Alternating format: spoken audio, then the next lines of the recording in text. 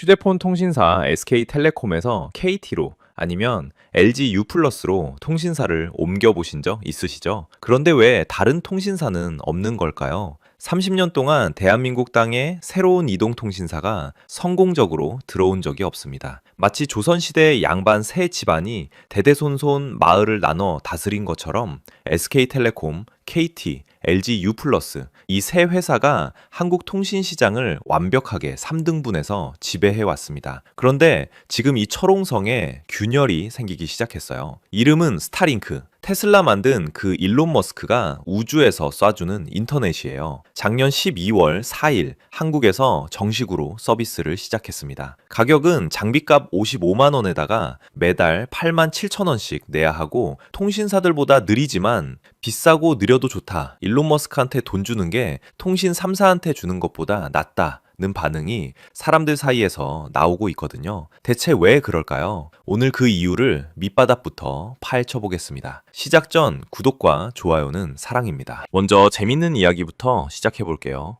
KT가 요즘 뭘로 돈을 벌고 있는지 아십니까? 인터넷 통신? 5G? 아닙니다. 호텔이에요. 호텔. 믿기 어려우시죠? 제가 숫자로 보여드릴게요. KT 에스테이트라는 자회사가 있습니다. 이 회사의 호텔 사업 매출이 2020년에 297억 원이었어요. 그런데 2024년에는 2142억 원으로 뛰었습니다. 4년 만에 7배가 늘어난 거예요. 이게 어떻게 가능했을까요? 비밀은 땅에 있습니다. 옛날에는 전화를 걸려면 전화국이라는 건물에 가야 했어요. 그래서 KT는 전국 도심 한복판에 크고 좋은 땅을 많이 갖고 있었습니다. 그런데 기술이 발달하면서 전화 장비가 작아졌죠. 냉장고만 했던 교환기가 노트북만 해지고 결국 전화국 건물이 필요 없어진 겁니다. 그럼 이 땅을 어떻게 쓸까요? 바로 호텔을 짓는 거예요. 노보텔 동대문, 안다즈 강남, 소피텔 송파, 르메르 디앙 명동 들어보셨죠? 전부 KT 땅 위에 서 있는 특급 호텔들입니다. 여기서 질문이 하나 떠오릅니다. 통신회사가 본업인 통신 투자는 안 하고 왜 호텔을 짓느냐는 거죠. 답은 간단해요. 투자 안 해도 돈이 들어오니까요. 경쟁자가 없으니까요. 마치 동네에 슈퍼마켓이 딱 한 개밖에 없으면 주인이 굳이 물건을 새로 들여놓거나 매장을 깨끗하게 청소할 이유가 없는 것과 같습니다. 손님들은 어차피 여기 올 수밖에 없잖아요. 경제학에서는 이런 걸 해자라고 불러요. 영어로는 모트라고 하는데요. 중세시대 성 주변에 깊게 파놓은 물길 있잖아요. 적군이 성벽에 접근 못하게 막는 그 해자요. 통신 3사는 지난 30년 동안 이 해자를 엄청나게 깊고 넓게 파왔습니다. 새로운 경쟁자가 절대 건너올 수 없을 만큼요. 자, 이제 좀 불편한 진실을 말씀드려야겠어요. 5G 이야기입니다. 2019년 4월을 기억하시나요? 우리나라가 전 세계에서 가장 먼저 5G 상용화에 성공했다고 엄청나게 자랑했죠. 신문에도 나고 TV에도 나오고 광고가 쏟아졌어요. 광고 문구가 뭐였냐면요. LTE보다 20배 빠릅니다. 영화 한 편을 1초 만에 다운로드, 원격 수술이 가능한 초저지연 기술 이런 거였어요. 그럼 한번 생각해 보세요. 여러분이 5G 요금제로 바꾸고 나서 체감이 됐습니까?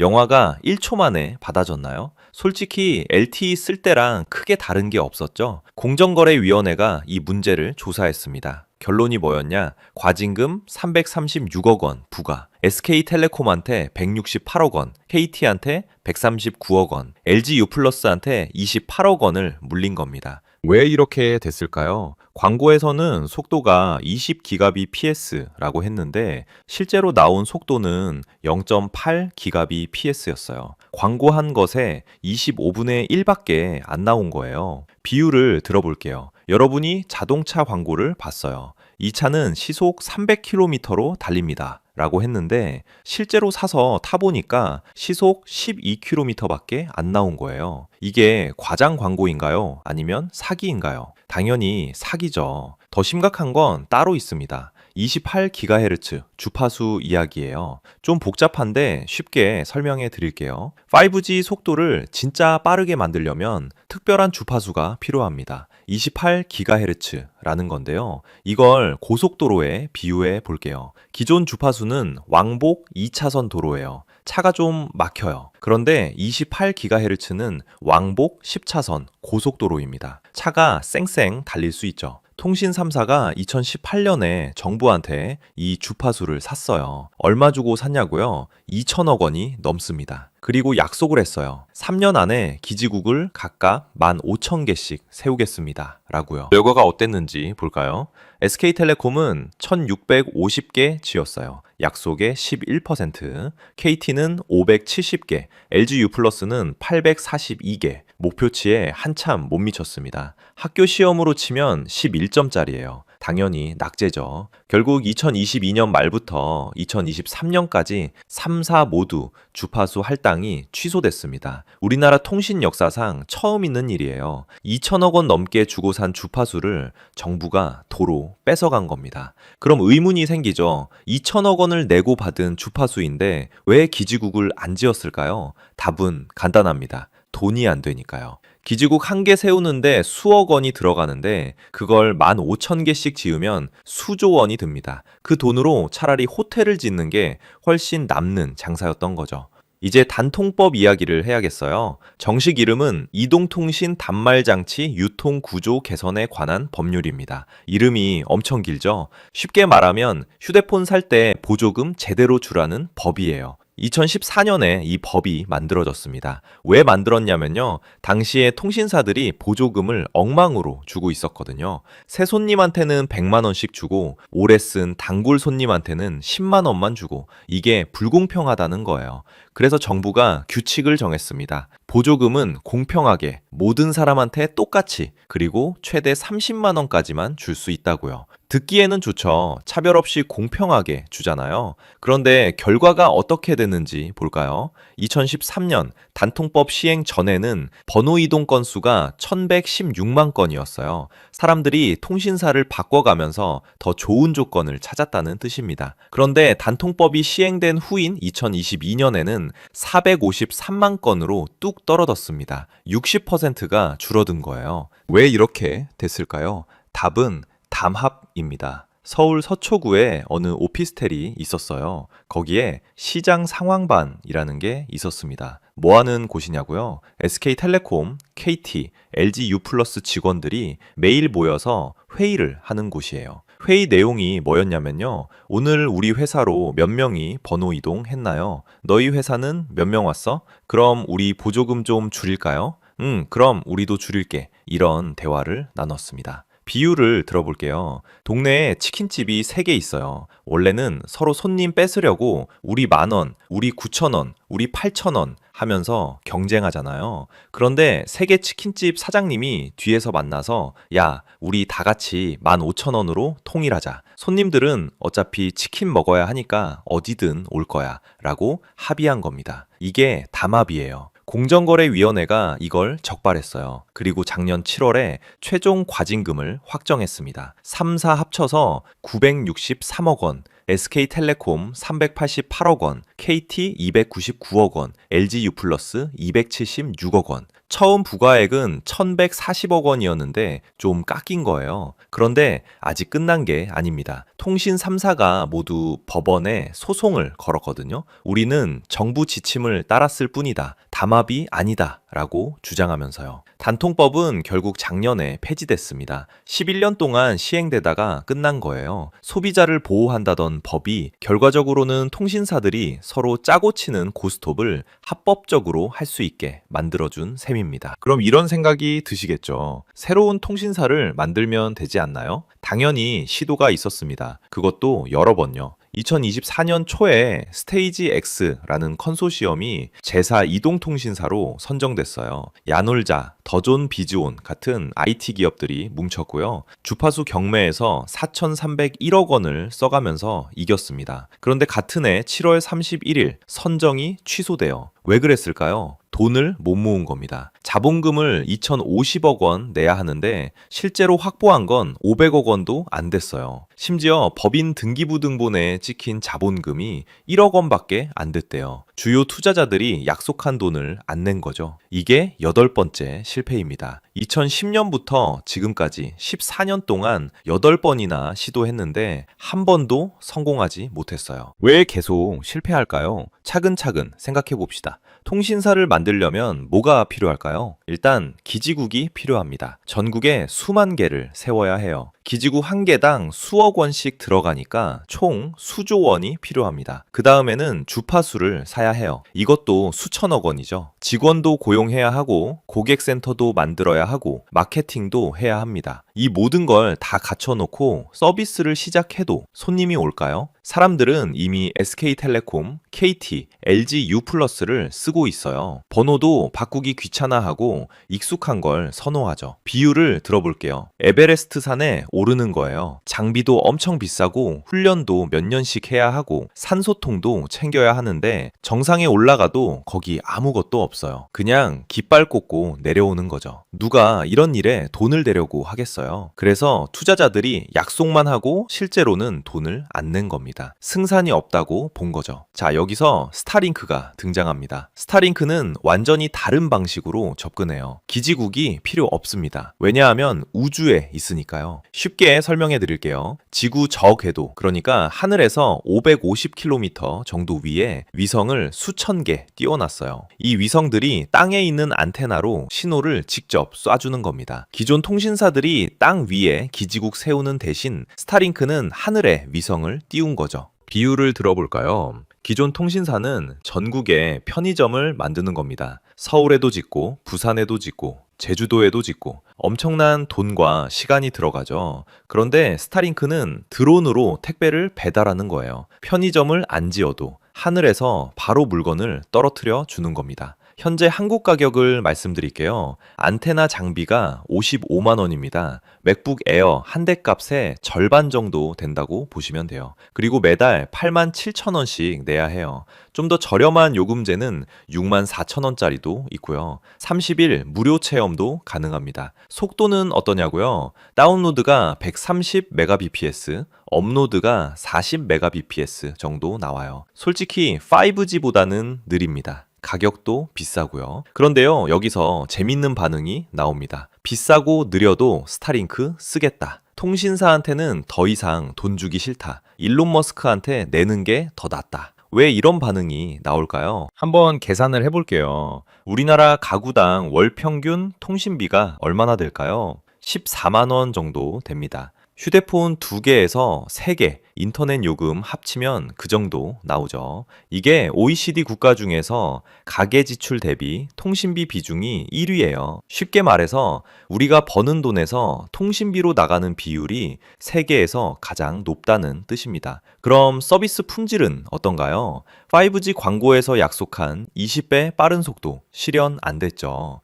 28GHz 투자 안 했죠. 번호 이동 담합해서 경쟁도 안 하죠. 오래 쓴 고객한테 주는 혜택은 점점 줄어들고요. 13년 동안 매달 10만 원씩 통신비를 냈다고 쳐봅시다. 총 얼마예요? 1,560만 원입니다. 소나타 한 대 값이에요. 그동안 제대로 된 서비스를 받았다는 느낌이 드시나요? 사람들은 화가 난 겁니다. 30년 동안 쌓인 분노가 있어요. 그런 상황에서 새로운 선택지가 생긴 거예요. 비록 비싸고 느려도 적어도 기존 독점 체제에 균열을 낼 수 있는 존재가 나타난 겁니다. 사람들은 이걸 단순한 인터넷 서비스로 보지 않아요. 복수의 도구로 보는 거죠. 너희가 30년 동안 우리를 무시했잖아. 그럼 우리도 이제 다른 데 갈 거야. 경쟁이 생기면 뭐가 바뀔까요? 가격이 내려갑니다. 서비스가 좋아져요. 실제로 일본에서 라쿠텐 모바일이라는 새 통신사가 들어온 후에 기존 통신사들 요금이 확 내려간 사례가 있어요. 스타링크 자체가 통신 3사를 완전히 대체할 순 없습니다. 하지만 압박은 할 수 있어요. 너희 안 바뀌면 사람들이 우주로 가버린다는 메시지를 던지는 거죠. 마지막으로 중요한 걸 하나 더 말씀드릴게요. 스타링크가 개발 중인 다이렉트 투 셀 기술이라는 게 있습니다. 이게 뭐냐면요. 지금은 55만 원짜리 안테나를 사야 하잖아요. 그런데 이 기술이 완성되면 우리가 쓰는 일반 스마트폰으로 직접 위성 신호를 받을 수 있게 돼요. 안테나가 필요 없어지는 거죠. 한번 상상해 보세요. 지리산 깊은 산 속에 있어요. 기지국이 하나도 없는 곳입니다. 그런데 휴대폰을 꺼내니까 신호가 잡혀요. 카카오톡도 되고 전화도 되고. 어떻게 가능하냐고요? 하늘에서 위성이 직접 신호를 쏴주니까요. 배를 타고 바다 한가운데 가봅시다. 육지에서 100km 떨어진 곳이에요. 원래는 완전히 통신 두절이죠. 그런데 이제는 유튜브도 보고 영상통화도 할 수 있어요. 이게 상용화되는 순간 기존 통신사의 가장 큰 강점이 사라집니다. 우리는 전국 어디든 터진다는 장점이 의미 없어지는 거예요. 수만 개 기지국을 세워놓은 인프라 투자가 무용지물이 되는 겁니다. 물론 아직 넘어야 할 산이 많아요. 기술적으로도 완벽하지 않고 우리나라 주파수 규제도 바꿔야 하고 통신 3사가 협조를 해줘야 하는 부분도 있어요. 당장 내년에 바뀌진 않을 겁니다. 하지만 방향은 이미 정해진 것 같아요. 통신이 땅에서 하늘로 옮겨가고 있습니다. 자, 오늘 내용을 정리해 드릴게요.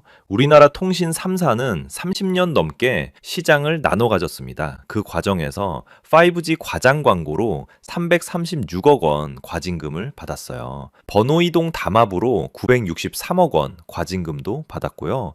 28GHz 주파수는 2천억 원 주고 사놓고 투자는 안 해서 취소당했습니다. 본업인 통신 대신 호텔이랑 부동산 개발에 열중했어요. 새로운 통신사가 들어오려고 8번 시도했지만 진입 장벽이 너무 높아서 전부 실패했습니다. 그런데 이제 우주에서 경쟁자가 내려왔어요. 스타링크입니다. 비싸고 느리지만 많은 사람들이 응원하고 있어요. 이건 단순히 인터넷 서비스 선택의 문제가 아니거든요. 30년 독점에 대한 저항이고 변화를 요구하는 목소리입니다. 시장은 결국 소비자가 바꿉니다. 여러분의 선택이 곧 미래입니다. 오늘 영상이 도움이 되셨다면 보통의 경제학 구독과 좋아요 부탁드려요. 다음에도 우리 삶에 꼭 필요한 경제 이야기로 찾아뵙겠습니다. 감사합니다. 여러분은 지금까지 얼마를 모으셨나요? 최근 일론 머스크가 앞으로 저축은 무의미해질 것이다 라는 말을 했습니다. 더 충격적인 건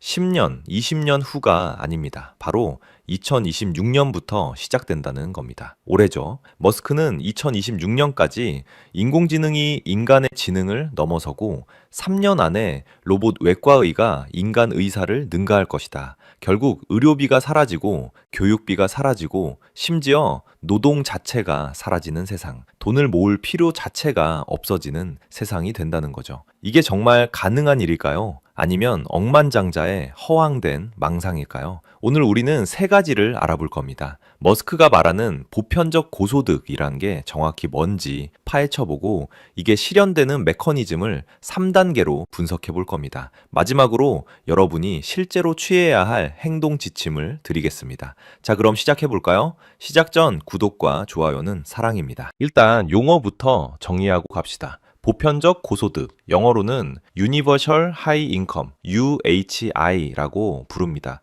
기존에 들어보신 기본소득이랑 다릅니다. 기본소득은 정부가 돈을 나눠주는 거예요. 월 100만 원 줄게 이런 거죠. 하지만 보편적 고소득은 차원이 달라요. 이걸 수영장으로 비유해 볼까요? 기본소득은 수영장 물이 부족한데 정부가 호스로 조금씩 물을 채워주는 겁니다. 하지만 보편적 고소득은 아예 폭포수가 쏟아져서 수영장이 넘쳐나는 상황이에요. 물 자체가 문제가 아닌 거죠. 머스크는 이렇게 말합니다. 미래에는 재화와 서비스가 너무 풍부해서 돈의 필요성 자체가 사라진다. 숫자로 보면 이렇습니다. 지금 한국에서 괜찮은 노후 생활을 위해 필요한 돈이 대략 월 300만 원 정도라고 하죠. 의료비, 생활비, 여가비 다 합쳐서요. 그런데 머스크가 그리는 미래에서는 이런 계산 자체가 무의미해집니다. 왜냐고요? 로봇이 병원에서 무료로 수술해주고 AI가 무료로 가르쳐주고 자동화된 공장이 물건을 거의 공짜로 만들어주니까요. 마치 지금 우리가 공기를 공짜로 마시듯이 미래에는 대부분의 서비스를 공짜로 누리게 된다는 겁니다.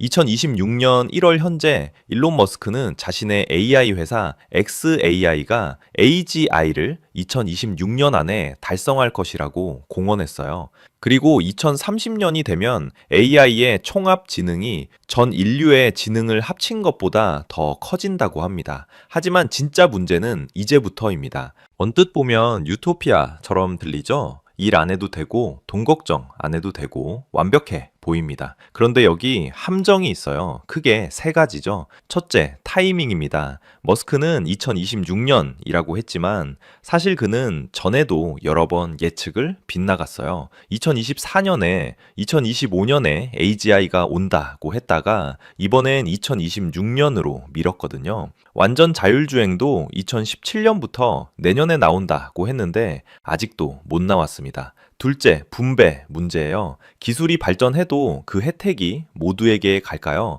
아니면 AI를 소유한 극소수 부자들만 더 부유해질까요?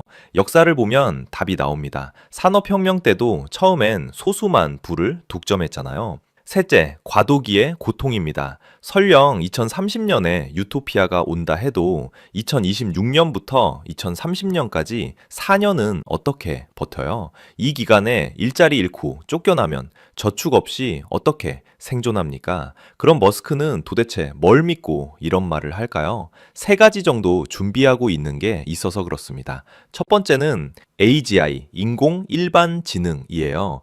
AGI는 인간이 할 수 있는 모든 지적 작업을 AI가 할 수 있는 상태를 말합니다. 지금 챗GPT는 글은 잘 쓰지만 물리적 세계는 이해 못 하잖아요. AGI는 다릅니다. 생각하고 판단하고 학습하고 모든 걸 다 해요. 머스크의 xAI는 콜로서스라는 거대한 AI 컴퓨터를 멤피스에 짓고 있어요. 1기가와트 규모입니다. 이게 얼마나 큰 전력이냐면 중형 도시 하나가 쓰는 전기량이에요. 이 괴물 같은 컴퓨터로 2026년 안에 AGI를 만들겠다는 겁니다. 그가 자신 있는 이유가 뭘까요? 지능 밀도라는 개념 때문입니다. 같은 전력으로 뽑아낼 수 있는 지능이 기하급수적으로 늘고 있거든요. 마치 10년 전 휴대폰과 지금 휴대폰의 성능 차이처럼요.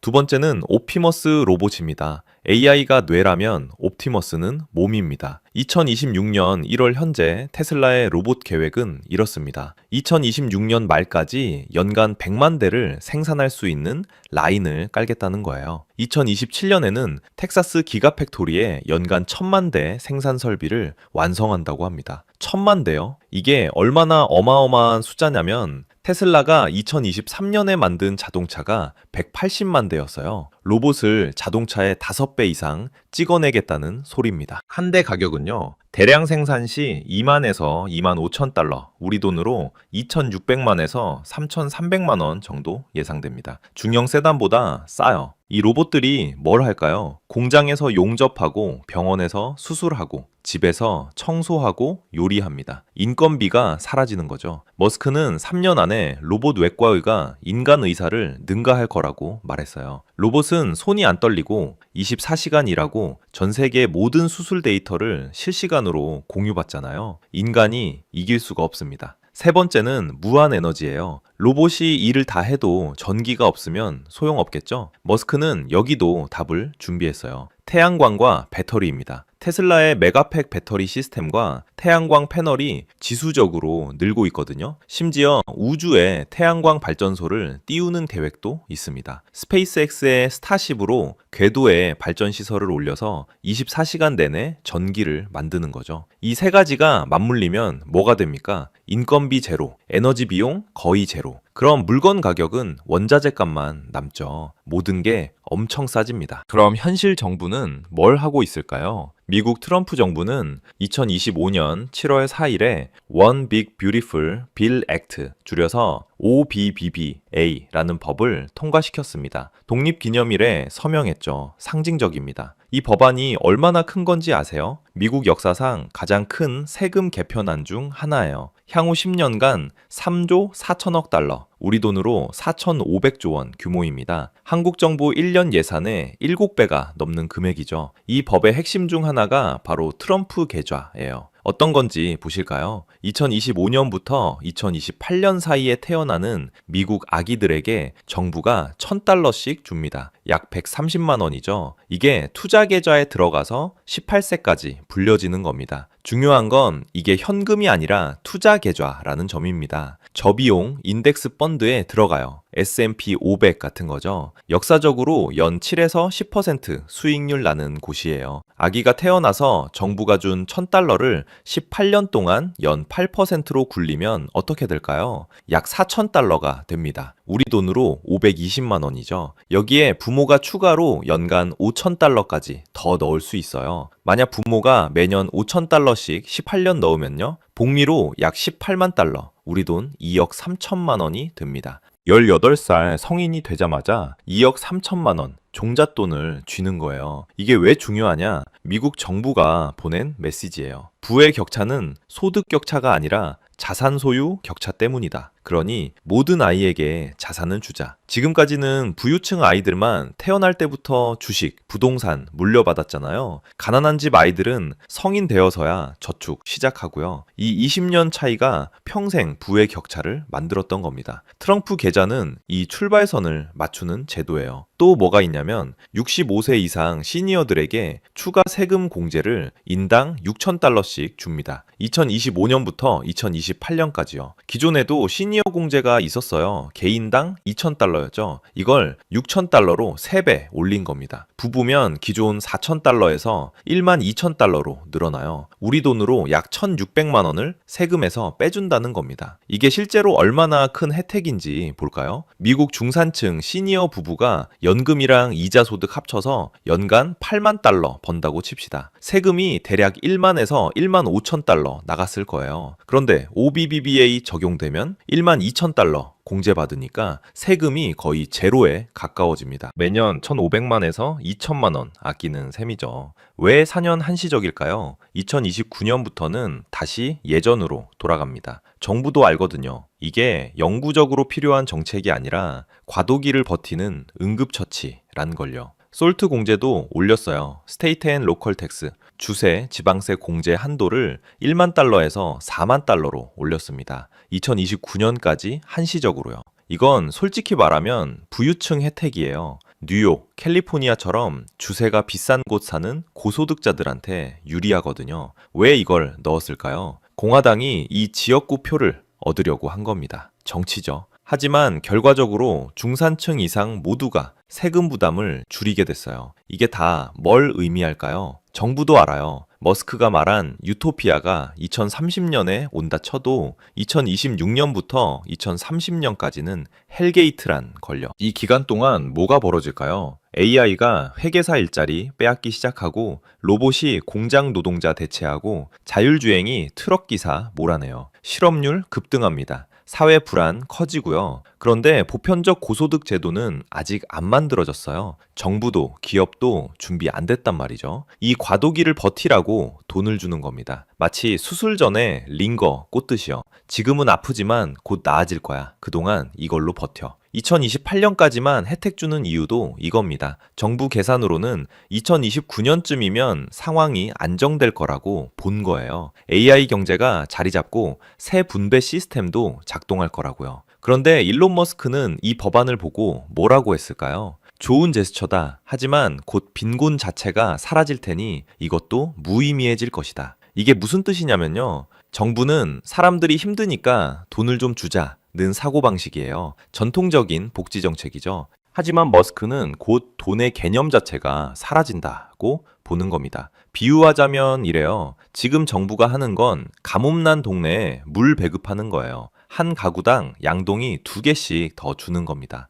그런데 머스크가 보기엔 1년 뒤면 폭우가 쏟아져서 온 동네가 물에 잠길 거거든요. 양동이가 무슨 소용이냐는 거죠. 누가 맞을까요? 2028년에 답이 나옵니다. OBBBA 혜택이 끝나는 2029년. 그때 미국 사회가 어떤 모습일지 지켜보세요. 여전히 사람들이 세금 공제 받으려고 아우성이면 머스크가 틀린 거고, 아무도 신경 안 쓰면 머스크가 맞은 겁니다. 하지만 유토피아로 가는 길이 꽃밭일까요? 머스크 본인도 인정합니다. 2026년부터 2033년까지 향후 7년이 극도로 험난한 시기가 될 거라고요. 예외 상황을 세 가지로 구분해 볼게요. 첫 번째 예외 상황. 만약 기술이 늦어지면 AGI가 2026년에 안 올 수 있어요. 머스크는 이미 여러 번 예측을 빗나갔거든요. 2017년에 내년엔 완전 자율주행 나온다고 했는데 2026년인 지금도 못 나왔어요. 2024년엔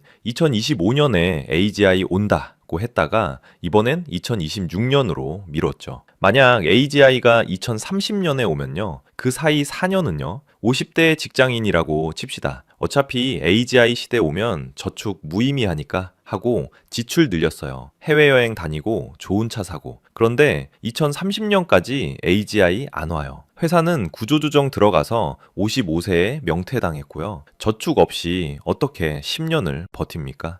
두 번째 예외 상황. 만약 부가 소수에게만 간다면 어떨까요? 더 무서운 시나리오가 있어요. AI와 로봇이 엄청난 부를 만들어내긴 하는데 그게 테슬라 주주들, 오픈 AI 투자자들한테만 가는 겁니다. 일반인들은요? 일자리만 잃어요. 역사를 보세요. 산업혁명 때 방직기가 나왔죠? 생산성은 100배 올랐어요. 그런데 노동자들 삶은 나아졌나요? 오히려 더 비참해졌어요. 공장주들만 부자 됐죠? 노동자 권리 생긴 건 100년 뒤입니다. 지금도 마찬가지일 수 있어요. 기술은 풍요를 만들지만 분배는 정치의 영역이거든요. 정치가 실패하면 AI 귀족과 일자리 없는 민중으로 쪼개집니다. 중세 봉건 시대로 되돌아가는 거죠. 당신 통장엔 한 푼도 안 들어오는데 뉴스에선 AI 덕분에 GDP 3배 성장 나오는 겁니다. 기가 막히죠? 세 번째 예외 상황. 만약 AI 과도기에 나가 떨어진다면 가장 현실적인 위험이 이겁니다. 2027년에 당신 직업이 AI한테 대체됐다고 칩시다. 회계사, 번역가, 콜센터 직원, 이런 분들 특히 위험하죠. 회사에서 나갔어요. 그런데 정부의 보편적 고소득 제도는요, 2032년에나 생긴 거예요. 법안 만들고, 예산 짜고, 시범 사업하고, 시간 걸리잖아요. 중간에 5년은요, 실업급여 6개월 받고, 그 다음엔요, 저축 없으면 빚 내야죠. 집 팔아야 하고요. 아이들 학원비 못 내고, 가족 해체되는 거예요. 머스크는 이 과도기에 엄청난 사회적 혼란이 올 거라고 경고했어요. 실업자들 분노해서 거리로 나오고 극단주의 정치인들 득세하고 최악의 경우 폭동까지. 2030년에 유토피아 온다는데 2027년에 길바닥 나앉으면 무슨 소용입니까? 그럼 우리는 어떻게 해야 되냐고요? 불확실할 때는요, 보험 들듯이 대비하는 겁니다. 제가 세 가지로 정리해 드릴게요. 첫 번째, 2026년 말까지 AGI 발표 나오는지 보세요.